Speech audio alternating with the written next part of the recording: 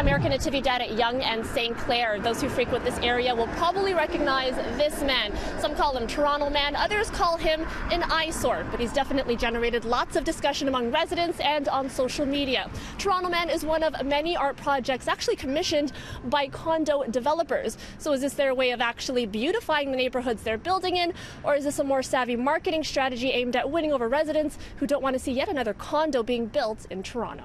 Looks pretty cool. It symbolizes pretty cool architecture. Pretty different. You don't see it often. I mean, it just sort of sits there and nobody's quite sure what to make of it, I think. The reviews are divided, but there's no question he's sparked discussion. There's something about a 25-foot man cradling a high-rise condo that elicits a reaction in Torontonians who have grown accustomed to the city's condo boom.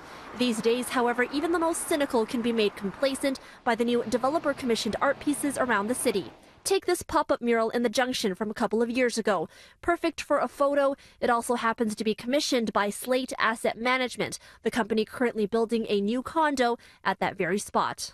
The City of Toronto does have a Percent for Public Art program where 1% of a new development's cost goes towards public art initiatives. Not all developer-commissioned pieces comes from local artists, but this one at Galleria Mall does. We don't need more billboards about future developments. Developer Elad commissioned the piece, which was completed last year and created by Toronto-based artist Thrush Homes. It is a towering splash of color with the words "Love Me Till I'm Me Again" in neon. Elad is currently redeveloping the space to include, you guessed it, new condos.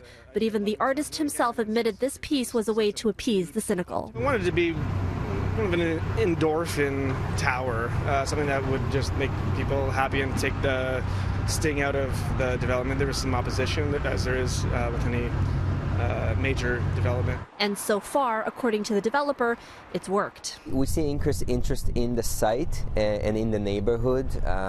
So far, we see people taking pictures. We asked Duchovny what he thought of those who saw these installations as more marketing than community-driven. His answer? I'd say that art is the eyes of the beholders. In Toronto, Erica Natividad, City News.